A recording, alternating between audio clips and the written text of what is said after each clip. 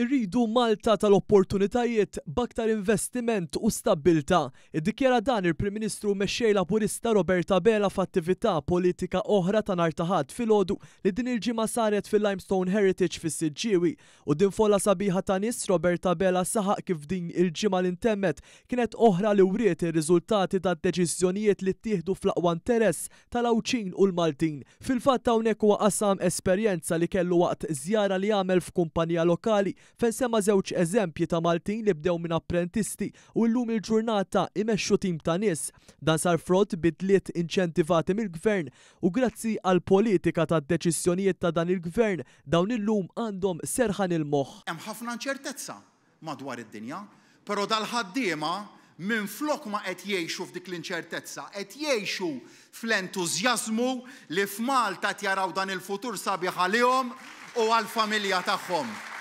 U dar riżultati huma frott bidliet li huma inċentivati mill-Gvern li jassiguraw il-futur ta' tant u tant ħaddiema u tal-familji tagħhom.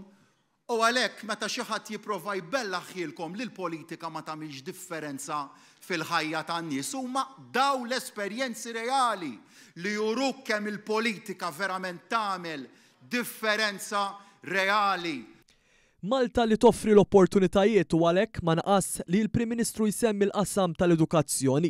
Fil-fatt din il-ġimgħa stess żar l-investiment massiġġ li sar fl-Università ta' Malta fil-qasam tar-riċerka u l-innovazzjoni li jforma kull anna ta' proġetti b'investiment ta' 40 miljun euro. Dr. Bela saħaq ukoll li dan il-Gvern jemmen fl-Istitut tal-Isnajja li għaddej xogħol b'saħħtu fuqu biex jinfetaħ biex bekk jintlaħqu l-aspirazzjonijiet ta' kulħadd. Ma naqas li jsemmi wkoll kif wasal fl-aħħar fażi tiegħu proċess ta' diskussjonijiet sabiex f'pajjiżna jibda jsir kors għal veterinarji.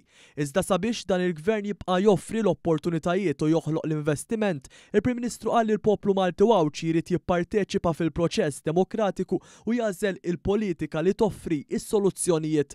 L-għażla mhijiex jekk l-elezzjoni ta' 8 ta' Ġunju u x'se ssir jew le, dik se ssir żgur. L-elezzjoni fit-8 ta' Ġunju se ssir żgur.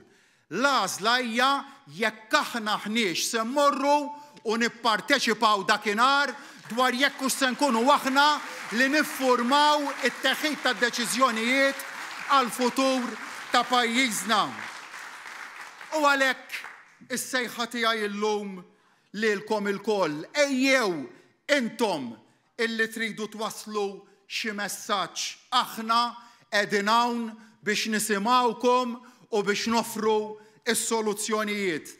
Roberta Bela temm id-diskors tiegħu b'messaġġ ta' Gvern u partit li joffru stabbiltà u kwalità ta' ħajja aħjar għal kulħadd. Direzzjoni illi se mmexxu l quddiem aħna hija direzzjoni ta' opportunitajiet u mhux tieħi l-qalb, direzzjoni ta' għajnuna u mhux awsterità, direzzjoni ta' paċi mhux gwerer, paċi mhux gwerer, politiċi għan-nies u mhux in-nies għall-politiċi għax hekk biss nagħmlu komunità isbaħ għaliex hekk nibqgħu ngħinu l-pensjonanti, hekk nibqgħu ngħinu l-familji, hekk nofru futur isbaħ għal pajjiżna, hekk insaħħu Malta tagħna.